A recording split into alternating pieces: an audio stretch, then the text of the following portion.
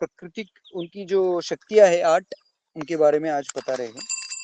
तो इसके पहले जो श्लोक आए हैं उसमें भगवान ने बताया कि कैसे उनको जाना जा सकता है। तो पहले भगवान बोले मया सक्त मन पार्थ योगम युंजन मदाश्रय असंशयम समग्रम माम यथा ज्ञास्यसि तच्छृणु। तो मुझे आसक्त होना है आपको और पूर्ण भावना से योगाभ्यास द्वारा आपका मन मेरी तरफ लगाना है, तो निस्संशय आप मुझे प्राप्त करोगे। तो कैसे प्राप्त करोगे ये आप मुझसे सुनो, तत्सुनो, ये आप सुनिए। तो ज्ञानम तेह स विज्ञानम वक्ष्याम्य अशेषतः। तो वो बोलते हैं बाद में एक श्लोक में कि आप जो है ज्ञान और विज्ञान ये दोनों आपको रियलाइज करना है। तो ज्ञान और विज्ञान मैं आपको ज्ञान बताऊंगा और विज्ञान भी आपको इससे मिल जाएगा। यज्ञात्व नेह, तो ये जानने के बाद आपको कुछ भी जानने की आवश्यकता नहीं पड़ेगी। ये बहुत इंपॉर्टेंट है। और फिर बाद में बोलते हैं मनुष्य नाम सहस्त्रेषु। तो कौन जान सकता है? तो 1000 लोग, 1000 लोगों में से कोई एक मुझे जानने का प्रयास करेगा, और ऐसे सिद्ध लोगों में से, ऐसे हजारों में से कोई तो एक मुझे तत्वतः जान सकता है। तो ये बहुत इंपॉर्टेंट है, तत्वतः। तो फिर बाद में भगवान जो है तत्व चालू करते हैं, तत्व। तो ये हम शब्द जानते हैं कि तत्व मतलब क्या है। तो तत्व ज्ञान भी बोलते हैं बहुत जगह पे, है ना। तो अब भगवान बता रहे भूमिर अपो अनलो वायु। तो ये जो है ये 5 एलिमेंट्स, इसमें क्या क्या बताया गया है? भूमि मतलब पृथ्वी, पानी, अग्नि, वायु, आकाश, और फिर ये तो 5 हमने बहुत बार मतलब साइंटिस्ट भी ये 5 चीजों के बारे में बताते हैं, वो बात करते हैं। उनका सब रिसर्च जो है ये 5 जो 5 थिंग्स है ये 5 चीजों के ऊपर ही बेस्ड है। अर्थ, वाटर, फायर, एयर, ईथर, है ना। मन, बुद्धि, अहंकार, इसके बारे में कोई साइंटिस्ट ज्यादा रिसर्च नहीं किया। मन के बारे में हालांकि वो कहते हैं psychiatry, psychology and all that, but इसके ऊपर जो है आ, और बहुत रिसर्च होना बाकी है। पहले तो ये सब जो ग्रॉस एलिमेंट्स है उसके ऊपर ही उन्होंने बहुत रिसर्च किया। मन, बुद्धि और अहंकार, अहंकार के बारे में तो कोई बात ही नहीं करता, हालांकि वो सबके पास है पर वो उसमें कोई बात नहीं करता। तो ये जो है ये 8 भगवान की शक्तियां है। तो अभी हम भूमि के बारे में अगर सुनते हैं तो भूमि जो है तो इसको भूमाता भी कहा जाता है। तो पर्सोनिफिकेशन जो है भूमाता, पृथ्वी। तो जब पृथ्वी पे बहुत पाप बढ़ गया था तो फिर वो गाय का रूप लेके ब्रह्मदेव के पास जाती है, और फिर बाद में ब्रह्मदेव उन सभी को लेके देव देवता को लेके भगवान विष्णु के पास जाते हैं। फिर कहते हैं कि आप फिर जाके भगवान कृष्ण का अवतार होता है। तो ये भूमि है। तो भूमि जो है ये भगवान की ऐसी शक्ति है। तो अभी इसमें 5 जो शक्तियां, हम एक एक शक्ति के बारे में थोड़ा सा डिस्कशन करेंगे। फिर बाद में बाकी के जो 3 शक्तियां है क्या क्या है वो मन, बुद्धि और अहंकार, उसके बारे में बाद में चर्चा करेंगे। तो भूमि इतनी बड़ी विशाल है और इतना कुछ देती है सभी जीवों के लिए। मतलब इतने आप जो भी हमको मिलता है खाने के लिए, रहने के लिए, लकड़ी या फिर इतने सारे पेड़, और इट्स कंटिन्यूअसली गिविंग और कंटिन्यूअसली टॉलरेट करती है। सतत हम सहन शक्ति है भूमि का जो एक एक क्वालिटी बताया गया है वो सहन शक्ति है। इतना कुछ सहन करती है ना। हम क्या क्या करते हैं भूमि के ऊपर वो सब भूमि सहन करती है। तो और इतने सालों से देती आ रही है, बस मिनरल्स है और इतना कुछ हमको जो मिल रहा है सब कुछ भूमाता से मिल रहा है। तो सारे जीव जंतु इसके ऊपर अपना जो उदर निर्वाह कर रहे हैं। तो ये है भूमि। तो हम अगर सोचे तो कितना मतलब शक्ति है, अनलिमिटेड शक्ति है भूमि के पास, वैसे कहा जाए तो। और अनलिमिटेड जीवों को वो अन्न या फिर रहने की व्यवस्था करके दे सकती है। तो इस तरह से जो ये भगवान की जो एक शक्ति है वो भूमि है ना? तो और फिर बाद में अपो मतलब पानी, वाटर। तो ऐसा कहा जाता है कि पानी मतलब उसको जीवन भी कहा जाता है ना? तो पानी के बगैर तो कुछ भी नहीं है। तो अगर वर्षा कम हुई तो भी दिक्कत है, ज़्यादा हुई तो भी दिक्कत है। इतना मतलब बाढ़ में सब कुछ बह जाता है। हमने जो भी क्रिएट किया वो पानी में इतनी ऊर्जा है, इतनी शक्ति है, सब कुछ बहा के लेके जाता है। तो हमारा जो एग्जिस्टेंस है बहुत ही मतलब नगण्य है, इनसिग्निफिकेंट है पानी की शक्ति के सामने, या फिर भगवान की कोई भी शक्ति लो, उसके सामने हमारा जो एग्जिस्टेंस है बहुत ही नगण्य है। हम अगर कोई बड़े पहाड़ के सामने अगर हम खड़े रहे तो हम क्या एकदम चींटी की तरह दिखते हैं उस तरह से। तो ये जो है भगवान की शक्तियां है। हालांकि मनुष्य को लगता है कि हमने बहुत कुछ प्रगति की, पर इसमें से एक एक भी अगर शक्ति देखे हम, ऊर्जा भगवान की शक्ति देखे, भूमि देखे, अगर अर्थक्वेक आ जाए, भूकंप आ जाए, तो क्या सब कुछ खत्म हो जाता है एक क्षण में। सब कुछ जो भी हमने बनाया सब कुछ नष्ट करने की क्षमता इस भूमि में है। और फिर वाटर, पानी के बारे में बता रहा था ना, तो पानी भी बाढ़ आए तो सब कुछ चला जाता है, और पानी ना आए तो अवर्षण है ना, उसमें भी कैसा सारी जीव जंतुओं को पानी चाहिए। हमारे बॉडी में भी ऐसे कहते हैं कि अराउंड 70% पानी है ना? तो उस तरह से और ये पृथ्वी में भी पानी है। तो ये जो है पानी के बारे में बहुत कुछ रिसर्च किया गया है कि पानी में कितने जीव जंतु है वगैरह वगैरह सब कुछ है ना। तो ये सेकंड एनर्जी है पानी। फिर अनल मतलब फायर। फायर फायर जंगलों में अगर आग लग जाती है तो सब कुछ जल जाता है। बहुत सी बहुत सी एक एक शहर था कोई, तो मुझे याद नहीं आ रहा है, पूरा शहर जल के भस्म हो गया। तो बहुत सी घटनाएं ये है, हम आग के सामने कुछ भी नहीं कर सकते है ना। तो ये है भगवान की एनर्जी आग। और आग से हम ऊर्जा प्राप्त कर सकते हैं, और ये जो लाइट वगैरह है वो अग्नि का ही एक रूप है। और हमारे शरीर में जो है जठर अग्नि पचाने के लिए जो है वो अग्नि की बहुत आवश्यकता है। तो इसी से जो हमने खाना खाया, अन्न खाया, वो पच जाता है। फिर बाद में वायु है। तो वायु जो है हमारा प्राण वायु है। और आयुर्वेदिक और हमारे आध्यात्मिक तत्वज्ञान के हिसाब से 50 प्रकार के वायु है हमारे शरीर में ही रहते हैं। तो मुझे उसके बारे में ज़्यादा जानकारी नहीं है। अपान वायु, उदान वायु, ऐसे कुछ तो कहते हैं। तो वो वायु है। और वायु को कंट्रोल करके हमारा जो शरीर जो है वो निरोगी हो सकता है, ऐसे कहा गया है।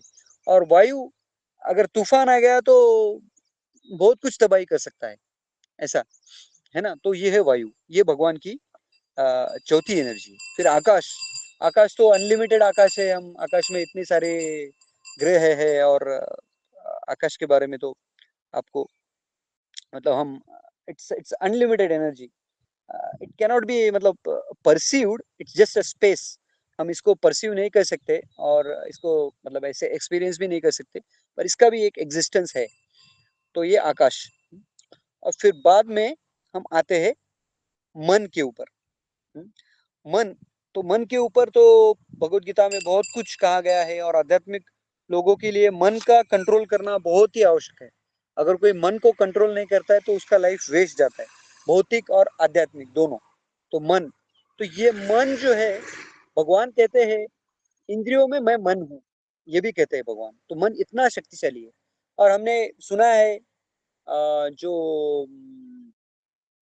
अम, इसमें भी अर्जुन कहते हैं कि मैं वायु को कंट्रोल कर सकता हूँ, पर मन को कंट्रोल करना बहुत ही कठिन है। फिर बाद में बुद्धि आता है।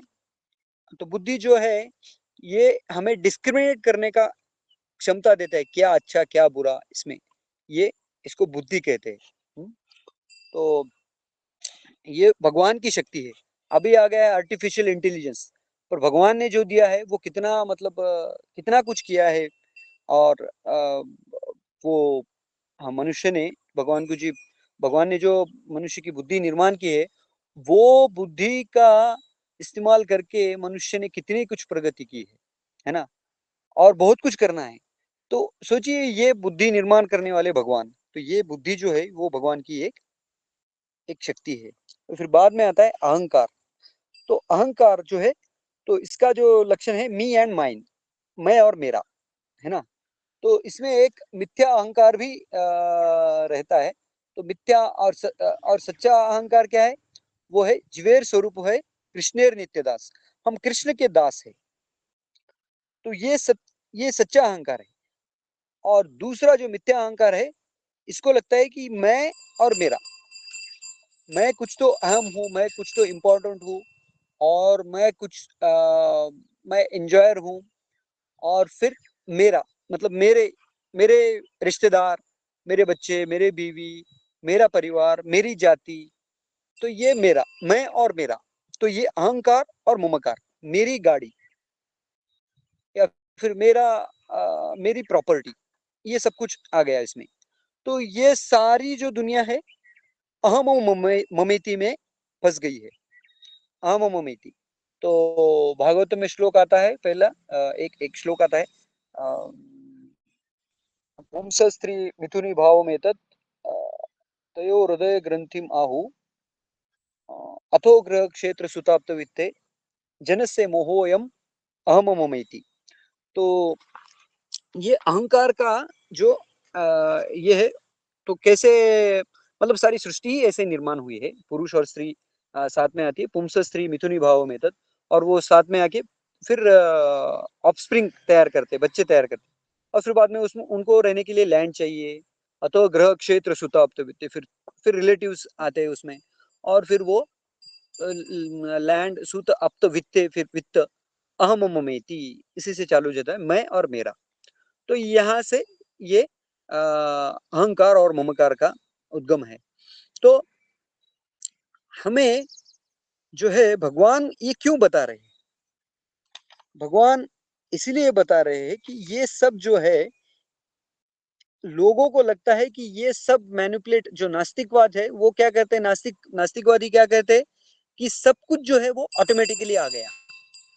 पृथ्वी ऑटोमेटिकली आ गई, पानी ऑटोमेटिकली आ गया, वायु ऑटोमेटिकली आ गया, फिर आकाश ऑटोमेटिकली आ गया, फायर ऑटोमेटिकली आ गया, है ना? तो उनको लगता है ये सब कुछ मेरे उपभोग के लिए है। मैं और मेरे रिलेटिव्स, मेरे जो रिश्तेदार है उनके, या फिर मेरी जात, उनके उपभोग के लिए है। और मैं कंट्रोलर हूँ, मैं नियंता हूँ, और मैं निर्माता भी हूँ। और अभी तो इसमें आ गया ना कृत्रिम इंटेलिजेंस, हमने एआई भी बना लिया। तो मनुष्य को लगता है कि मैं ही हूँ। तो हालांकि बहुत बार और बार बार इस प्रकृति ने मनुष्य का जो ये अहंकार, मतलब इसको पूरी तरह से चकनाचूर किया है, बहुत बार किया है। और व्यक्तिगत रूप से और सामूहिक रूप से, individually as well as collectively, the ego of human being is destroyed, तो डिफीटेड। तो दिखा दिया है प्रकृति ने कि हम किस तरह से नगण्य हैं। हमने जो भी आविष्कार किया है, कितना भी प्रगति किया है, प्रकृति का जो एक भगवान की एनर्जी है, भगवान ने बताया कि बस एक ही एनर्जी काफी है सब कुछ नष्ट करने के लिए। भगवान की एक एनर्जी, भूमि, या फिर वाटर, या फिर फायर, अग्नि, या फिर वायु, या फिर स्पेस, जो भी, ये सब एक एनर्जी बस काफी है हमारे लिए। तो ये भगवान ने बताया है। तो ये जानना जरूरी है कि ये सब कुछ भगवान का ही है। तो जो नास्तिकवाद जो थेरी है, इसमें आप अगर भागवतम में जाएंगे, तो सांख्य फिलोसफी और भगवत गीता के भी जो अध्याय है सेकंड आता है सांख्य, तो उसमें इसके ऊपर चर्चा की है। तो सांख्य मतलब संख्या, संख्या के बारे में, है ना? तो ये 8, भगवान भगवान भी यहाँ पे संख्या बता रहे, 8, है ना? ये 8 जो है, ये 8 भिन्न प्राकृतिक शक्ति मेरी है। तो जो अ, जो विज्ञान है वो संख्या के ऊपर निर्भर करता है। सब कुछ डेटा, है ना? वो सब कुछ काउंट करने का प्रयास करते हैं। इतने मॉलिक्यूल से, एटम में इतने एलिमेंट से, ऐसा वैसा, है ना? तो पीरियडिक टेबल वगैरह वगैरह। तो ये जो संख्या है, हमारे जो तत्वज्ञान में जो 24 एलिमेंट्स बताए गए। तो 24 एलिमेंट्स में क्या है, अर्थ, वाटर, फायर, एयर, ईथर। तो ये जो है पृथ्वी, जल, अग्नि, वायु और आकाश, ये हो गए। और फिर बाद में शब्द, स्पर्श, रस, रूप, गंध। फिर बाद में 8 कर्म, नहीं 10, 5 कर्मेंद्रिय और 5 ज्ञानेंद्रिय। ज्ञानेंद्रिय में क्या क्या आता है, हमारी जिह्वा, फिर त्वचा, और फिर आंखें, और फिर क्या क्या आता है, ज्ञानेंद्रिय, स्किन हम भी ज्ञान, आता है, सॉरी नोज बताएगा और कुछ। ईयर, हाँ, नोज और नोज, ईयर, हाँ, स्किन, ये नोज, हो गए। आई। ईयर। हाँ, ये हो गए। और फिर कर्मेंद्रिय, कर्मेंद्रिय में हाथ, पैर, और फिर हमारे जेनिटल्स, और ऐसे। तो ये 10 हो गए, ये 10, और वो 10 मिलके 20 हो गए, 20। और 20, और ये आ, आ, क्या बोले हमने, बुद्धि, मन, बुद्धि और अहंकार, ये 3 हो गए, 23। और फिर सोल, ये पकड़ के 24 हो गए। तो ये ऐसे जो है, पर ये सब जो है 24 एलिमेंट्स है, तो इसके ऊपर ही डील करते हैं। जो नास्तिकवाद है वो भी इसके ऊपर डील करते हैं। तो ये सभी भगवान की एनर्जी है, और इसके ऊपर डिटेल में भागवत में भी चर्चा आता है। कपिल देव जो है, देवती पुत्र, ये इसके इसके ऊपर बहुत चर्चा करते हैं। अभी हम इसके ऊपर देखेंगे कि हम ये सब ऊर्जा या शक्तियां भगवान की सेवा में कैसे लगाएंगे। अभी अब हम जब आरती करते हैं, तो आरती जब करते हैं तो हम क्या करते हैं, भूमि जो है, भूमि से क्या बना है, जो धूप है वो भूमि से बनता है, तो भगवान को अर्पण करते हैं। फिर वाटर, आप अगर भगवान मंदिर में जाएंगे तो पानी भी अर्पण करते हैं भगवान को। फिर बाद में फायर, फायर मतलब जो आरती रहती है, वो जो है वो फायर है। फिर बाद में वायु, जो चामर ढुलाते हैं ना, वो वायु रहता है। फिर खम, तो नहीं, पिकॉक फेदर वो रहता है वायु, और खम जो रहता है वो ये रहता है, चामर रहता है। तो ये सब भगवान को। और फिर अहंकार जो है, हम अहंकार कैसे अर्पण करते हैं, हम पूरे जो साष्टांग दंडवत करते हैं। साष्टांग मतलब 8 जो हमारे अंग है, वो भगवान को दंडवत करते हैं। तो इससे हमारा अहंकार ये होता है। फिर मन, मन पूरी तरह से भगवान के ऊपर केंद्रित करते हैं। और बुद्धि, क्योंकि पूजा करते वक्त हमको बुद्धि से ही सब कुछ काउंट करके वो पूजा करना पड़ता है, तो बुद्धि भी हमारा उसमें लग जाता है। इस तरह से शंख बजाते हैं, फिर साउंड। तो इस तरह से ये जो है, ये सारी शक्तियां हम भगवान की सेवा में लगाते हैं। तो लोगों को लगता है, ये आप क्यों पूजा कर रहे हो, ऐसा क्यों कर रहे हो, ये अर्पण करने से क्या होता है। तो ये हमें पता रहना चाहिए कि हम क्यों कर रहे हैं, क्या कर रहे हैं, सब कुछ हमें पता रहना चाहिए। तो इसके इसके पीछे कारण ये है। तो इस तरह से हमें भगवान की जो बहिरंग शक्ति है, इसका डिटेल में पता रहना चाहिए कि ये, हालांकि ऐसा लगता है कि मतलब कितनी शक्तिशाली है और कितना कुछ इसमें ऊर्जा है, और हम एकदम नगण्य हैं इनके इसके सामने, है ना। तो हमारा जो है, हमको समझना चाहिए कि मैं भगवान का दास हूँ, और जो भी मुझे प्राप्त हुआ है, मेरा शरीर, और जो भी बाह्य रूप से जो भी ऊर्जाएं मिल रही है प्रकृति ने दी, वो सब कुछ मुझे भगवान की सेवा में लगानी। और जैसे ही मैं सेवा में लगाऊंगा, तो मेरा जो मन बुद्धि जो है वो शुद्ध होगा। और ये जो है, इसमें सटल बॉडी जो है हमारा, मन बुद्धि और अहंकार से ही बना हुआ है। बाकी जो है हमारा जो है, 5 पंच महाभूत में जो 5 एलिमेंट्स है, वो उसमें चले जाते हैं। हमारा मृत्यु होने के बाद जो है, उसमें मिल जाते हैं 5 पंच महाभूतों में। पर जो है मन बुद्धि और अहंकार है, वो सटल बॉडी के साथ ही चला जाता है, सोल के साथ, मतलब वो, तो वो हमें शुद्ध करना पड़ता है, क्योंकि उसमें जो है हमारी वासनाएं रहती है, हमारी इच्छाएं रहती है। तो ये जो है बहुत ही इंपॉर्टेंट है, बहुत ही इंपॉर्टेंट है। तो ये कंटिन्यूअस प्रोसेस है, ऐसा नहीं कि तुरंत हो जाता है। और अहंकार को शुद्ध होना, अहंकार को सूक्ष्म करना या फिर उसको डाइल्यूट करना, उसको बहुत समय लगता है। क्योंकि हमारा सभी का जो है, इतना कुछ हमने इतने सालों से हमने इतना प्रयास किया है, इंद्रिय उपभोग करने का, या फिर खुद को ही भोक्ता मानने का, या फिर खुद को एंजॉयर मानने का, खुद को केंद्र बिंदु रखने का, इतना कुछ हमने प्रयास किया है, तो इसको समय लगेगा। तो ये जब हम एक एक आइटम भगवान को दिखाते हैं तो फिर गोलाकार सर्कुलर फॉर्म में दिखाते हैं ना, तो उसका मतलब ऐसा है कि भगवान को हम केंद्र बिंदु रखना चाहते हैं, ना कि खुद को केंद्र बिंदु नहीं रखना चाहते हैं। तो इसका ये अर्थ रहता है। तो इससे हमारा शुद्धि होगा, और ये जिसके लिए बना है उसके लिए हम जब हम इस्तेमाल करेंगे तो हमें एक एक शांति मिलेगी, और एक जीवन का जो सार्थक हो जाएगा, और फिर हम भगवान को हमारे जीवन में अनुभूति कर सकते हैं। तो ये बहुत ही प्रैक्टिकल है, और इसमें मतलब ज्ञानम विज्ञानम, इसीलिए पहले जो श्लोक है इसमें भगवान ने बताया मैं जो भी बताने वाला हूँ अभी, ये जो है इट्स नॉट मतलब कुछ इमेजिनरी या फिर बहुत डिफिकल्ट है। तो ये इट कैन बी एक्सपीरियंस्ड। तो मैं आपको प्रैक्टिकल बताने जा रहा हूँ कि कैसे शुरुआत हुई, कैसे मैंने ये एलिमेंट्स चालू की। तो ये सब हम दिखते हैं ना, वी कैन एक्सपीरियंस इट। तो इससे हम समझ सकते हैं कि भगवान को कैसे हमको प्राप्त करना है, और क्या प्रैक्टिकल मेथड्स है इस तरह से। तो मैं यहाँ पे विराम दूंगा क्योंकि समय हो गया। तो बहुत बहुत धन्यवाद। हम नेक्स्ट सत्र में मिलेंगे।